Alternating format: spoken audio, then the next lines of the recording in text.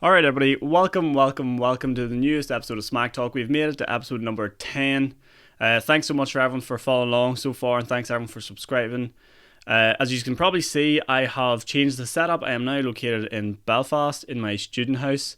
So hopefully you've noticed new setup. I've got my few wee ornament pieces here. I've got my elephant from Thailand, wee Poseidon from Greece. I'm going to get something put onto this whiteboard. I'm not artistic at all. I am brutal at them sort of things. So we'll see if I can find something to put on there as well. And yeah, hopefully you like it. Hopefully you like the new setup.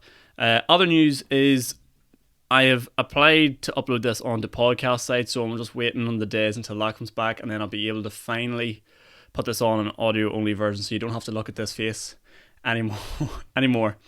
But yeah, without further ado, episode number 10 of Smack Talk. So what's been going on this week? For me, I've moved up to Belfast. I've decided that living at home now, I just couldn't really, I'm doing the exact same thing at home that I am here, and I may as well come up here so I can socially distance from my friends and see them and stuff like that, and have a wee bit of crack and whatnot. So I'm living with my girlfriend in her house, literally just jumped into my room here to record and then back out again, because this is where my setup's going to be from now on. But yeah, so Belfast is where it is at the minute. Things are starting to pick up back out on the streets. We've had the Black Lives Matters walks and protests and stuff, and I have to be very honest with this. This is not something that I actually... How do I put this? It was something that I really didn't understand why it was happening here. I didn't understand. I was like, this is an American problem. This doesn't happen here. Because for me, in my own sense, like, I have no sort of ill feelings towards anybody based on the colour of skin or race or religion or anything like that. Like, it's just, to me, it just seems like nonsense. So I'm like, why is this happening? This doesn't exist here. And in fact, whenever you actually see the stats, it's quite alarming. It's quite worrying.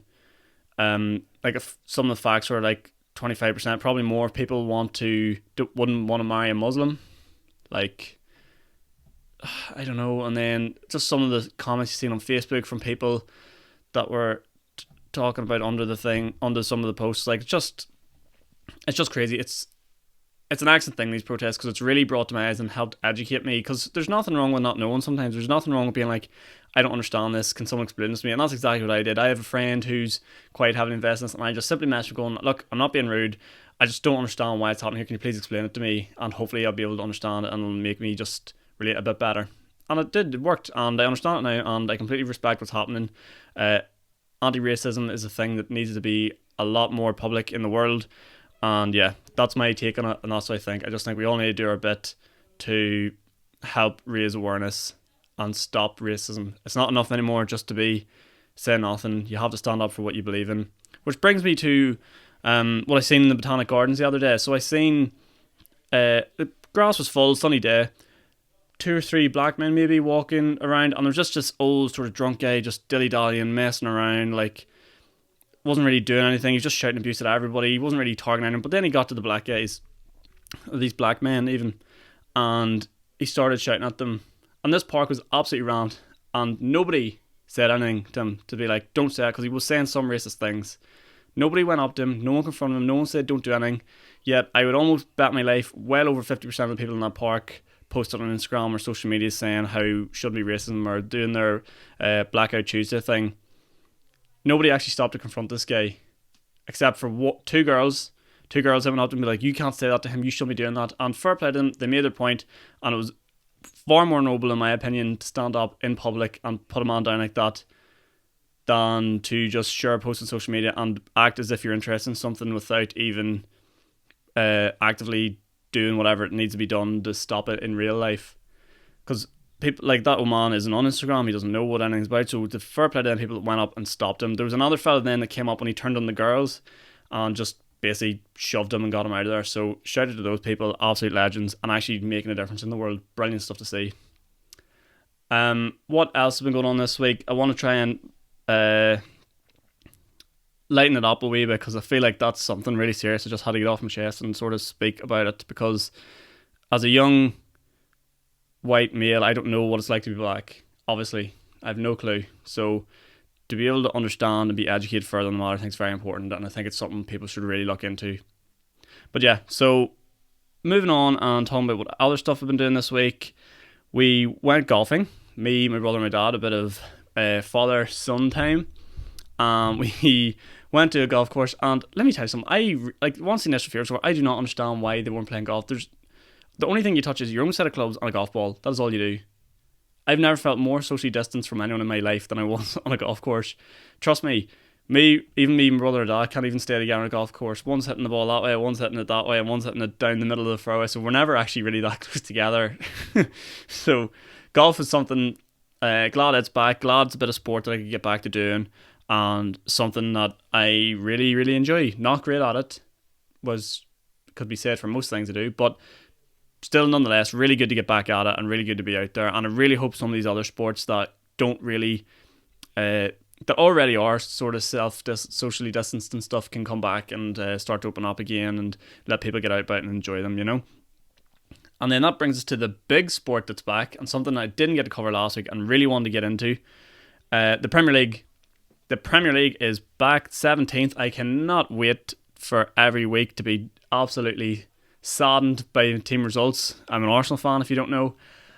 And here's the thing. So the Premier League's back, and that's great, and that's brilliant. And I just can't wait to get stuck into it. However, weirdly enough, they've decided to change the rules halfway through the season. So this is something that I just simply cannot get my head around. And I know I talked earlier about educating yourself and getting familiar, but they have changed the amount of substitutes you're allowed during a match, right? So what that basically means is you're allowed 3 sets of substitutions, and you make up to 5 subs. So at least twice, if you're going to do it, you're going to need to make 2 subs come on at the same time in that set of rules, right? So in my opinion, I'm not saying you shouldn't give Liverpool a title or anything like that. It's just, how can you change the rules now? Because God only knows, if that was during the start of the season and City every game are emptying 5 superstars onto the pitch in the last 10 minutes, there's a good chance they would have won some of the games that they dropped points in. You get what I'm saying? Or even other teams would have dropped points because other teams are bringing on better substitutes and better fresh legs. It invalidates, I think, the set of rules and the standard the league was played at. There's a thing in science about all external factors have to remain the same for results to be fair and validated. But sure, how can you validate the points that Liverpool have generated if halfway through the season the rules have completely changed and you can now bring on more subs? It's something that doesn't sit right in my head. Why do it now? Why not wait until the new season starts? It literally makes no sense to me, and I don't actually think I'll understand it. Let me know what you think as well. If I'm being just really stupid here, really thick, I have honestly no clue. I'm trying to get through so many topics this week because there's so much stuff that happened. Normally for these Smack Talk things, I just sort of go off the cuff and off the wind, but I actually have noted down a few things that I really want to talk about this week. Another one I'm going to turn into is universities. So universities have decided, in Belfast area anyway, one of them staying close to Christmas, and the other one has basically given the green light saying we're going to open for full class in September. Now you explain to me how and why the two universities will not work together to decide what is best outcome for all students, because realistically it's the same idea. It's the exact same thing. You can't open one university here and then 2 miles down the road tell that one they're closed for until Christmas. What's the point now? What information is different? Where are they getting their information from? Why is this a thing? What are students meant to do? Are they meant to come up and live, and they meant to not come up and live? Half the students live in my house go to one university, the other half go to a different university. Am I going to lose them housemates? There's so many different variable factors here, and the universities just really haven't thought this one through. In my personal opinion, what I think has happened is, so you have the Queen's University, which are quite prestigious and they cater themselves quite highly, and then on the other hand you have the Georgetown Ulster University, who, let's be honest, are looked down upon and said aren't as good. So what I think has happened here is the Queen's University, in my opinion, want their money in, want their students to keep coming. They're going to tell them to come on down and stuff, but the only reason they're going to go ahead with that, and this is again just my opinion, my thoughts, is their lecturers have agreed that it's safe to do so and are comfortable to do so. So realistically what they're going to do is they're going to look after their staff, they're going to look after the members who work at the university, and I think it's just going to be a pig pen and don't care about the students. That is the general gist I've got from this message. You're going to probably see lecturers standing behind a screen miles away from students, as they always are anyway, with probably some protective gear on or something, delivering their classes, while you have students sitting in a lecture hall on top of one another, not socially distanced, not far apart, but while their lecturers and senior figures are getting this special sort of treatment, which I think is absolutely disgraceful treatment of them. So again, let me know what you think of that, because in my opinion, I just think you all have to be singing from the same hymn sheet here, and you have to make sure there's just as many protective measures in for students as there is for the lecturers.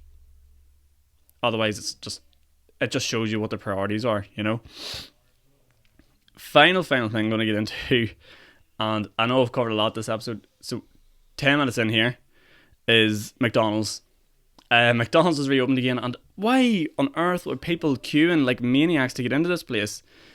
In my hometown, there's like a traffic cone sort of system going on, and you have to drive through all these traffic cones before you even get into the drive-through. And I'm just thinking to myself, like, the amount of wee boys and wee girls in their courses that are going to wreck them cones and going through the McDonald's crash course, hitting everything, is probably hilarious to watch. I actually kind of wish I went down and just stared at them, because all them desperate for their spins and McNuggets and whatnot, and can hardly even drive a car, and they're going through these wee tight narrow streets and these tight wee narrow cones and all. Like, I could literally just picture it. It's absolutely madness.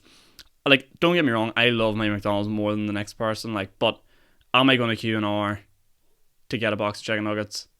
Probably not. Give it a week, give it a few days, let it calm down, and see where we go from there. But yeah, I've rambled on. I keep saying I need to make these longer, and I haven't yet, but I'm working on it. Very soon, guys, we're going to be coming to podcast sites, so keep eyes out for that. Follow me on social medias if you aren't, so you keep up to date. Hopefully you enjoy the new studio. Let me know what you think. And again, everybody, this has been another SMAC Talk. I'll see you at the same time, same place. Be there. Goodbye.